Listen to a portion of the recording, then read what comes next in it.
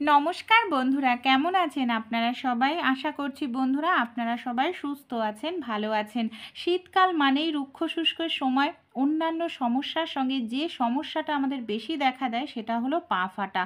পা অনেকের এতটাই ফেটে যায়, খোসা খোসা মতো চামড়া উঠতে থাকে, রক্ত বের হয়ে যায়। ঘরোয়া উপায়ে আমরা কিন্তু এই পা ফাটার সমস্যা থেকে মুক্তি পেতে পারি। এমন একটি ঘরোয়া টোটকা আপনাদের সঙ্গে শেয়ার করব। আশা করছি আপনারা যদি অ্যাপ্লাই করেন উপকার পাবেন। চলুন দেখে নিই। এখানে দেখুন আমি এক ধরনের পাতা নিয়ে নিয়েছি, সেটা হলো পেয়ারা পাতা। পেয়ারা পাতা আশা করছি আপনাদের বাড়ির আশেপাশে প্রত্যেকের কাছেই কিন্তু পাওয়া যেতে পারে, কারণ আমরা পেয়ারা খাই, আমাদের আশেপাশে পেয়ারা থাকে। আর আমরা অনেকেই কিন্তু জানি পেয়ারা পাতা ব্যথা বেদনা দূর করতে সাহায্য করে, দাঁতের ব্যথা এমনকি হাড়ের কোমরের যন্ত্রণার সমস্যাও কিন্তু দূর করতে পারে একটি পেয়ারা পাতা। সেরকমই পেয়ারা পাতার আরও একটি অসাধারণ গুণ হলো পা ফাটার সমস্যা থেকে আমাদের বাঁচাতে পারে। হ্যাঁ, এখানে আমি 5-6টা পেয়ারা পাতা নিয়ে নিয়েছি। কচি দেখে নিলে কিন্তু খুব ভালো হয়। তারপর পেয়ারা পাতাগুলোকে জল দিয়ে খুব ভালো করে 2-3 বার ধুয়ে নেব, যাতে ধুলো ময়লা নোংরা কোনো রকম না থাকে। এবার আমি পেয়ারা পাতাগুলোকে ভালো করে ধুয়ে ছোট ছোট করে টুকরো করে নিচ্ছি। এখানে আমি শিলনোড়ার সাহায্যে পেয়ারা পাতাগুলোকে এইভাবে থেতো করে নেব। আপনারা চাইলে মিক্সিতে দিয়েও কিন্তু পেয়ারা পাতাগুলোকে খুব ভালো করে পেস্ট করে নিতে পারেন। সামান্য একটু জল দিয়ে দেব, তাহলে কিন্তু খুব সুন্দর থেতো হবে। দেখুন খুব ভালো করে আমি থেতো করে নিয়েছি। এবার একটি পাত্রের মধ্যে আমি এই পেয়ারা পাতাগুলোকে তুলে নিচ্ছি। এখানে আমি নিয়ে নিয়েছি একটি পেঁয়াজ। পেঁয়াজটার খোসাটা আমি ছাড়িয়ে নেব। পেঁয়াজের রস আমাদের রুক্ষ শুষ্ক ত্বককে রাতারাতি নরম কোমল করতে সাহায্য করে। এখানে দেখুন আমি এইভাবে পেঁয়াজটাকে খুব ভালো করে গ্রেটার দিয়ে ধীরে ধীরে গ্রেট করে নিলাম। এখানে আমাদের পেঁয়াজের রসের প্রয়োজন হবে। ছাঁকনির সাহায্যে আমি এইভাবে পেঁয়াজটার রস বের করে নেব পেয়ারা পাতার সঙ্গে। 1 চামচ পরিমাণ রস নিলেই কিন্তু আমাদের হয়ে যাবে, বেশি রসের প্রয়োজন নেই। হালকা চেপে চেপে বের করা যাবে খুব সহজেই। এর সঙ্গে আরও কিছু জিনিস আমরা মিশিয়ে দেব। এখানে দেখুন খুব ভালো করে আমি এখানে পেঁয়াজের রসের সঙ্গে আমি দিয়ে দেব 1 চামচ পরিমাণ হলুদ। হলুদ দিয়েও খুব ভালো করে মিশিয়ে নিচ্ছি। কিছুটা পরিমাণ দিয়ে দিলাম খাবার সোডা।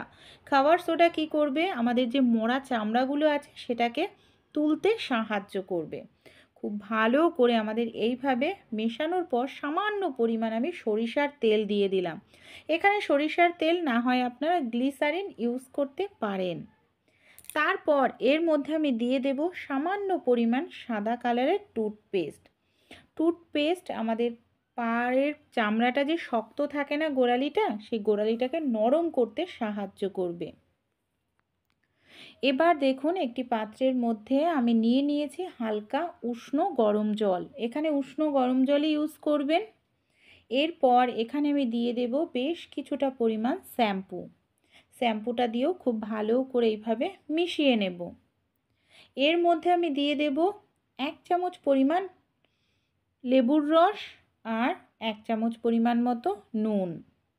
আমাদের যে পা বন্ধুরা একেবারে ফেটে গেছে, সেই পা দুটোকে আমি এই জলের মধ্যে ভিজিয়ে রাখবো।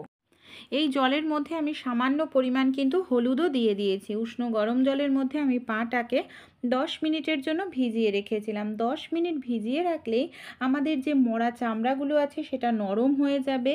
আর নুন, হলুদ, লেবুর রস আমাদের এই যে পা ফাটার সমস্যাটাকে কিন্তু 50% কমিয়ে দিতে সাহায্য করবে।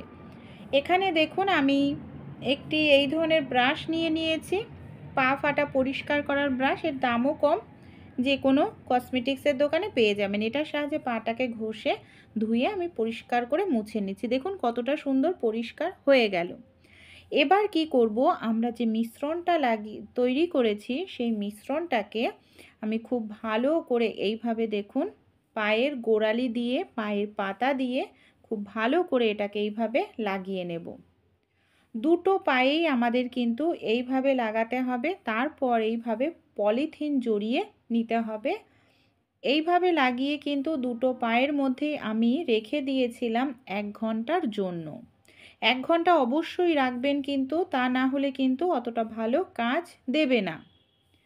1 ঘন্টা পর আমি নর্মালভাবে হাত দিয়ে একটু ডলে নিচ্ছি। নর্মালভাবে একটু ডলে নিলাম। এবার আমি পা দুটোকে খুব ভালো করে জল দিয়ে, আবার উষ্ণ গরম জল দিয়ে ধুয়ে নিচ্ছি। আমি আপনাদের রেজাল্ট দেখাবো। পা ফাটা আপনারা প্রথমেই দেখেছেন কতটা ফেটে গেছিল।